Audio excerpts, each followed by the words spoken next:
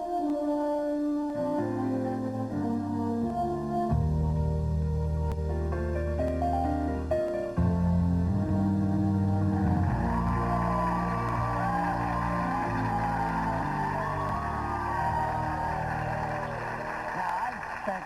hunting down dangerous criminals, and I know how the criminal justice system works pretty well. But I'm surprised by our guest today. I want you to look at these faces. These men have committed crimes. While they're not hardened criminals like the ones I'm used to dealing with, they were found guilty of crimes and were sentenced, as their judges saw fit. But the catch is, the judges saw things a little differently than most. Interesting observation, really. Yep. Well, now, we've got Andrew and Alex. These two guys thought they'd play a little prank. Watch this. Andrew Petrie and Alex Hallmark decided to pull a school prank. Let the air out of the tires of 32 school buses. As a result of their prank, schools had to be closed. The much-anticipated first-grade picnic was canceled because there was no way to transport the kids. The pranksters never thought they'd get caught. Now, Judge, did these guys go before you? Yeah. It was a high school prank that, well, we're beyond the statute of limitations that maybe you and I did also, John, in our younger years, but... Yeah, I did a few of those things. Yeah.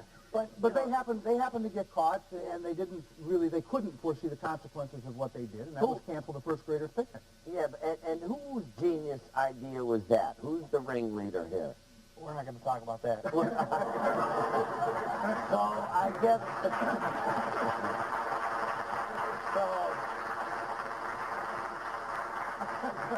I guess just a good guess of the guy who thought up the idea might be this guy right here.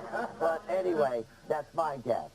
But anyway, payback hurts. Let's see the sentence in action. Andrew and Alex became experts in school bus restoration very quickly. Judge Cicconetti sentenced them to wash and detail the buses they damaged for 8 hours a day over a 2-week period. They also had to pay all restoration fees for the damaged buses. And they sponsored another picnic for those disappointed first graders.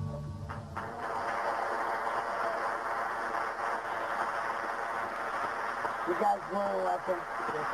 You learn a lesson from that? Were you forced to go on the picnic with the first graders? It was part of the punishment, but you know, it was a punishment, but it was also a really good chance to get to, you know, see some of the kids in the community, and we could come out, you know, and in front of these kids, we can just show that, you know, we were really sorry for what we did.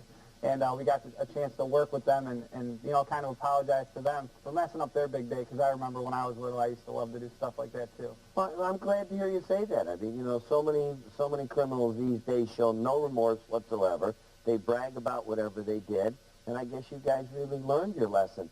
Judge, where did you come up with that idea of them detailing the buses? I saw him for the first time that day and heard about the offense that time, I think, and it was just, you know, what can we do to prevent them from doing it again? And we all heard it here. You're not going to do it again. You're not going to commit that type of offense again. You're not going to commit that type of offense. So the answer to Bruce is, does it work? I hope it does. Well, I got to say that so far you're batting 3 for 3.